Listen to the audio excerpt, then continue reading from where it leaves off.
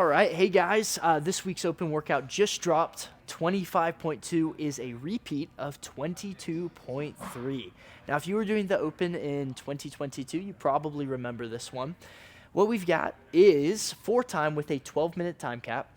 3 essentially rounds is what I'm going to consider them. Okay, you're going to kick it off with 21 pull-ups, working into 42 double unders, then working into 21 thrusters.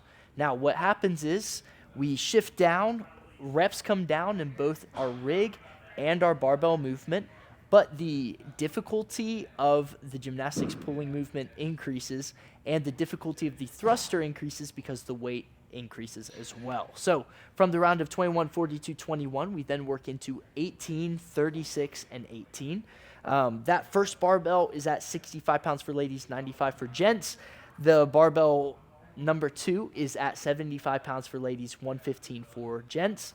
And then our final round, the crux of this workout, no doubt, is 15 bar muscle-ups. Notice the gymnastics is before the thruster. That's a little interesting. 30 double unders, and then you finish up with 15 thrusters. Ladies weight 85 pounds, fellas weight 135. It's a good workout. If you've done it before, you know it gets really spicy, especially within that second round. Round 1, you're feeling good. You come out hot. You're like, oh, I'm ready to go. Hit some unbroken sets of a couple of movements. And then you hop into that 18 chest to bar and the 18 thrusters at weight number 2, and you realize, oh my gosh, this just got a lot more difficult. So I've got a couple tips and tricks, but before we get into that, I wanted to just give a brief overview of where scores were in 2022. So looking at beyond the whiteboard, so I did pull this data from an analysis that they did of this workout. For the ladies, the 75%, you're looking to finish 166 reps. Now, based on the score sheet that I have right here, 166 reps has you at the bar muscle up. So you need to be able to do a muscle up to break into that top 25%. Now, 171 reps would be the completion of all 15 of those bar muscle ups. So you have some wiggle room in there, right? You'd have 5 reps remaining, so that means you're finishing 10.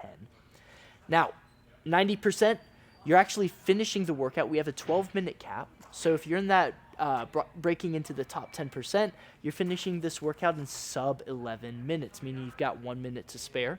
95%, you're shaving off almost 2 minutes worth, going sub 9 minutes. And then for that 99%, that upper echelon of our fitness athletes in the world, they're right around 6.5 minutes, which if you watch the announcement, you know both Sydney and Emily both went sub 6 minutes, which is just absolutely nuts.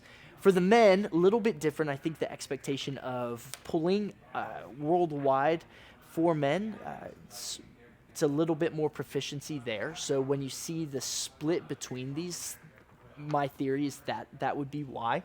For the fellas, top 25%, you finish the workout and you have some time to spare, right around 11.5 minutes. Top 10%, so that 90th percentile, you're looking at 8:46, so sub 9 minutes. 95%, you're at 7:36. And then 99%, that top one, you are right at 6 minutes, if not faster. So that's kind of where scores were in 22.3. I love the idea of repeatability. The sucky part of that is, if you remember the pain and the suffering from this workout last time you did it, that may give you some jitters or some anxiety going into it this time. So what we're looking to do is to repeat the workout, but also to do it better, do it faster, get more reps, whatever that looks like, which kind of takes me into the next thing I want to talk about. How do we actually get our best score? Well, I would argue that this depends on your goal for the workout. So 3 kind of frames of thought that I had, or they revolve around type of fitness levels. I think one, we'll call this option A, what's the fastest time that I can get in this workout? Second idea would be, how do I finish this workout because I know that I can? And then option C, or kind of that third grouping of people, would be, how can I get the most reps possible? Now that led me to ask one big question, and I think that this is true, seeming as though this is a higher skill workout. What's your limiter? So you as an athlete, what of the rig gymnastics, the jump rope, or the double unders, and the barbell cycling, what of that is going to slow you down the most? What is not your strength? What is your obvious weakness at? Everyone has one, except maybe that top 1% where everything's unbroken and there's no deviation in times from one round to the next because they're able to hold things unbroken or close to unbroken. But for the rest of us mere mortals, what does it look like to pick one of these out to maybe make that the focus? How do you maximize something that is minimizing your score in essence? So we'll start over here. For looking to attain most possible reps within your 12 minutes, I think I had 2 goals. One, you need to actually identify your limiter. So of these 3, because these are the 3 things that are being tested in the workout, your rig gymnastics, is it your pull-up, is it your chest to bar, is it your bar muscle up, or all of it in general? Is it your double unders, consistency? Is it the number of reps? Is it your breathing? Or is it your barbell cycling? It could also be breathing. It may be the weight of that second and third bar and the amount of reps you have to do in one sitting. Take some time, think about that, and then use that for your approach. We'll talk about some kind of how I would lead my athletes to approach this based on different groupings. So letter B, if you are just looking to finish this workout, your main goal needs to be to maximize time for the last round with smart breaks. Okay, so what I mean by that, and I think most of our athletes at this gym will probably fall into this grouping because a lot of our RX athletes have the ability to finish this. It's just, okay, how well can I finish it? And what that means is they're going to have to figure out where can I make breaks to be the most efficient later on, right? Skill increases, weight increases.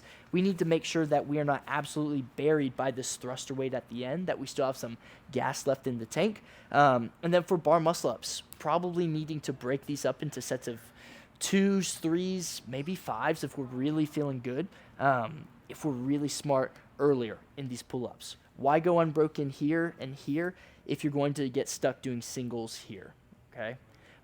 Where a set of, we'll say, I think a good idea, maybe 2 sets, 12 and 9.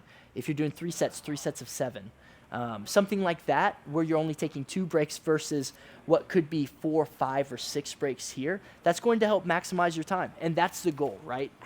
It doesn't matter what your tie break time is here after the second set if your total time for the workout ends up taking longer than had we have broken some of these things up, slowed down a little bit, and then we're able to maximize our return here, okay?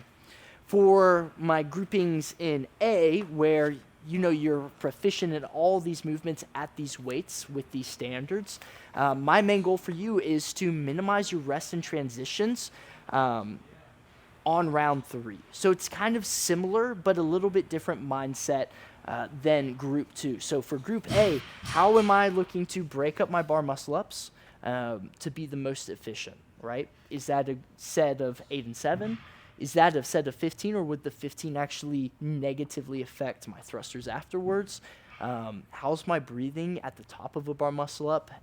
Is that going to wear out my triceps and my lats to where pressing through on the thruster becomes an issue? I think if you're going to send it anywhere in this workout, it needs to be to hold on to this last barbell as long as possible. That's for my group A people, maybe a select few in the group B people as well, okay? So just kind of think through your weakness. Let's try to maximize that and make it a strength in this workout because we were smart, we thought ahead, and we came in with a plan. Now, a couple of quick tips and tricks for you as you're working through this. Dubs, the great equalizer, right? I think for a lot of athletes, we have them, we're proficient in them, we can perform large sets of them.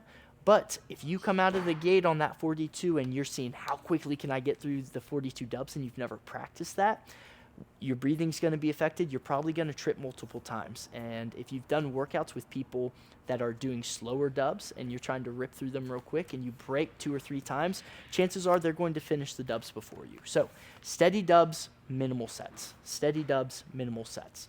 As far as our gymnastics and our thrusters, I really think a smart way to approach this, early breaks and then late send. Kind of like I was saying for my group A, some group B people, when you get to this last barbell, that's when you send it. I don't think that bar muscle ups are the place to send it, especially after all the other pulling that we've already done. But maybe if you're smart, about breaking up those pull-ups, breaking up those chest to bar. You can maximize that time on your bar muscle-ups. One other thought, don't forget to tape out your distance from the rig to your barbell. 5 feet, if I'm not mistaken, is the standard, so be sure you remember that. Past that, guys, go for it, send it. It's going to be great, and I'll see you on the leaderboard.